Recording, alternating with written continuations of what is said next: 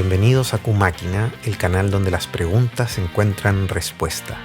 Soy Rodrigo, su narrador, y hoy veremos qué diferencias hay entre las bacterias, microbios, gérmenes y virus, ya que en innumerables publicaciones, incluso algunas muy respetables, estos términos tienden a usarse como si fueran una sola cosa, y en realidad distan mucho de serlo. Comencemos por las bacterias. Las bacterias son un grupo de organismos unicelulares que junto a las arqueas pertenecen al gran grupo de células procariotas. ¿Qué son las células procariotas? Son células que, a diferencia de las nuestras, llamadas células eucariotas, no tienen núcleo y su ADN circula libre por su interior.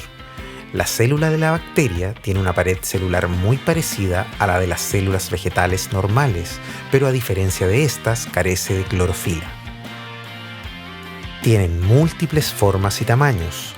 Los más conocidos son los cocos, estafilococo, estreptococo, etc., que son bacterias de forma esférica, y los bacilos, que son bacterias con forma de bastón. Las bacterias, junto a los virus, son los organismos más abundantes de nuestro planeta. Viven prácticamente en cualquier parte, hasta en los lugares más extremos, como en desechos radiactivos, volcanes o incluso en el espacio exterior. Su tamaño ronda entre los 2 micrómetros a un poco más de 700 micrómetros. Generalmente se asocia a las bacterias con infecciones y enfermedades, pero la verdad es que son organismos absolutamente necesarios para nuestra supervivencia. La fertilidad del suelo, por ejemplo, depende en gran medida de la actividad de las bacterias nitrogenantes. Otro ejemplo, en nuestro intestino, las bacterias son fundamentales en la producción de vitaminas, la digestión, descomposición de fibra, almidones y azúcar, así como para controlar a las otras bacterias, a las malas. A diferencia de los virus, las bacterias malas, las patógenas, no atacan directamente a las células, sino que una vez se encuentran en un lugar propicio para alojarse, producen toxinas que cuando penetran en el torrente sanguíneo producen inflamaciones, alteraciones en el sistema nervioso, etc. Algunas infecciones que son provocadas por las bacterias son el tétano, la fiebre tifoidea, la difteria, la sífilis, el cólera, la lepra y la tuberculosis. Las infecciones bacteriales usualmente se tratan con antibióticos. Al ser células vivientes con un metabolismo muy específico y genéticamente distante de los seres humanos, su funcionamiento se puede interrumpir con medicamentos que no afectan al organismo humano. Ahora vamos con los virus. La palabra virus viene del latín y significa veneno. Originalmente la palabra virus se aplicaba por los biólogos a casi cualquier cosa que causara enfermedades. De ahí la mezcolanza con las bacterias, microbios y gérmenes. Pero hoy la definición de virus es mucho más acotada. Los virus difieren de las bacterias y de todos los demás organismos en que estos no están compuestos por células. Son organismos acelulares y solo pueden replicarse dentro de la célula de otro organismo. Además, son mucho más pequeños, algunos casi del tamaño de algunas moléculas, en el rango de los 20 a 300 nanómetros. En promedio, son alrededor de 100 veces más pequeños que una bacteria tipo medio. Por lo general, no pueden ser observados a través de un microscopio óptico, por lo que se dice que son submicroscópicos. Están formados por genes que contienen moléculas largas de ADN o ARN envueltas en un recubrimiento de proteína. Esto los hace parecidos a los cromosomas de una célula, de modo que podría considerárseles casi como cromosomas sueltos. Y ya que los cromosomas son los que controlan la química de la célula, los virus, cuando penetran en una, se hacen con el control. Someten a la célula a sus propios fines, poniendo toda la maquinaria celular al servicio de la síntesis de los ácidos nucleicos y proteínas que conformarán nuevos virus. Además de células, algunos virus son capaces de infectar a otros virus. A estas especies se le denominan virófagos o comevirus. Los virus, a diferencia de las bacterias, no son capaces de vivir independientemente. Son parásitos, ya que solo se pueden multiplicar dentro de las células en las que se introducen. El hecho de que los virus usen las células que infectan para funcionar hace que estos sean más difíciles de combatir que las bacterias. Como vimos, a las bacterias, al ser seres vivos independientes, se las combate con antibióticos que atacan directamente su funcionamiento sin afectar el funcionamiento de las células humanas. Sin embargo, en el caso de los virus, los medicamentos que los ataquen tendrían que obligatoriamente interrumpir las funciones de las células humanas infectadas, lo que obviamente puede tener efectos secundarios graves. Es por eso que usualmente la manera de combatir las infecciones virales es fortaleciendo el sistema inmunológico del paciente en lugar de atacar directamente al virus. Algunas enfermedades provocadas por los virus son el resfriado, la gripe, la varicela, el herpes simple, el SIDA y el SARS, que es causado por el virus SARS-CoV, familiar directo del virus SARS-CoV-2, que es el causante de la enfermedad COVID-19, común y erróneamente llamada coronavirus, término que en realidad se usa para referirse a una familia de muchos virus, alrededor de 40, causante de diversas enfermedades. Y seguimos con los microbios.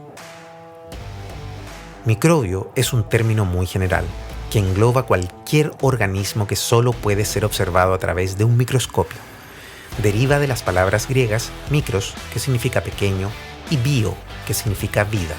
Es un concepto práctico y no lleva asociado sistema de clasificación o jerarquía de ningún tipo. Los microbios abarcan desde las bacterias y protozoos hasta los hongos, pasando por los virus. La rama de la ciencia que estudia los microbios o microorganismos es la microbiología, y de ella derivan, según la especie del microorganismo, la virología, la bacteriología, la micología, la parasitología, entre otras. Y ahora con los gérmenes. Germen, por otro lado, es un término aún más general, ya que abarca cualquier fragmento pequeño de vida, aunque sea parte de un organismo mayor. Y aunque se usa generalmente junto con microbio y bacteria para representar a algún organismo dañino para el ser humano, en este caso en particular, dicho uso es totalmente contradictorio, pues germen significa en su origen latino retoño o vástago y tiene como raíz la palabra gen, que significa dar a luz o parir. De hecho, el espermatozoide y el óvulo que portan en su interior pequeñas chispas de vida y que una vez juntas desarrollarán un organismo vivo completo e independiente, se llaman células germinales. Otro ejemplo, la sección de la semilla que contiene la verdadera porción viviente de la planta es el germen. Así hablamos de germen del trigo, germen del cereal, etc. En resumen, podemos decir que bacteria es un organismo unicelular independiente con material genético propio que solo necesita los nutrientes necesarios para vivir. La mayor parte son beneficiosas o al menos inocuas, algunas son dañinas y se combaten con antibióticos. Virus es un organismo acelular que tiene material genético en su interior, pero que dadas sus características parasitarias necesita de otro organismo para reproducirse. Son difíciles de combatir, puesto que al atacarlos también se ataca a las células infectadas, lo que generalmente es perjudicial. Microbio o microorganismo es un término general que engloba a cualquier organismo que necesite de un microscopio para poder verse. Abarca las bacterias, virus, hongos, etc. Germen es un término usualmente mal utilizado, aunque aceptado por su uso generalizado, que abarca cualquier fragmento pequeño de vida como las semillas, espermatozoides, óvulos, etc.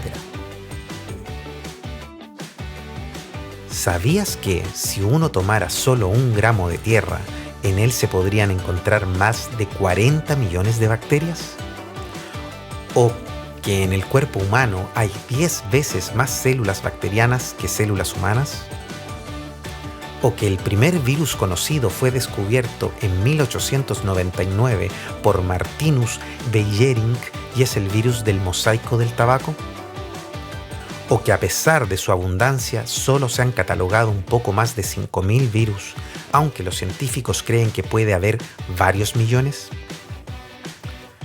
O que como los virus infectan células, los científicos están utilizando virus especialmente diseñados para infectar bacterias patógenas y así reemplazar el uso de los antibióticos. O que de la palabra germen deriva la palabra hermano. Esta viene de la palabra germanus, que significa del mismo linaje. O que si un virus de tamaño promedio tuviera el tamaño de una pelota de tenis, una bacteria sería del tamaño de media cancha de tenis y una célula eucariota sería como un estadio entero de fútbol. Bueno, así que ya lo saben, a utilizar bien el lenguaje y los términos correctos. Eso sería todo. Gracias por vernos y por favor no olviden que cualquier pregunta que tengan que necesite una respuesta, no duden en dejarla más abajo en los comentarios. Si el video les gustó y les pareció útil, por favor dejen un me gusta, suscríbanse y pinchen la campanita. Así no se perderán los próximos videos que estarán muy interesantes. Una vez más, gracias. Chao.